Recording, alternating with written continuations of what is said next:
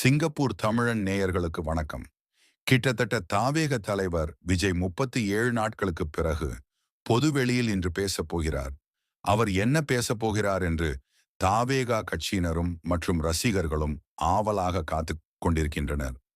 இந்த 37 நாட்கள் ஏன் விஜய் பேசவில்லை, கட்சி என்னதான் செய்து கொண்டிருக்கிறது என்று இன்று சொல்லப்போவதாக நேற்றைய கூட்டத்தில் ஆதவ் தெரிவித்தார். அதனால் அனைத்து தொண்டர்களும் விஜய் என்ன பேசப் போகிறார் என்று ஆவலாக காத்துக் கொண்டிருக்கின்றனர்.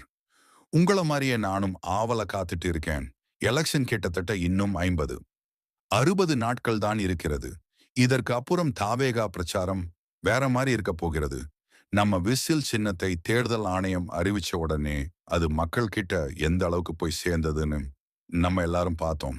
இன்னைக்கு என்ன பேச போறாருன்னு எல்லாரும் காத்துட்டு இருக்கோம். தளபதி ஃபேன்ஸ் எல்லாரும் தான் நம்ம சேனலை சப்ஸ்கிரைப் பண்ணிட்டு பாருங்க. மீண்டும் அடுத்த வீடியோவில் சந்திப்போம்.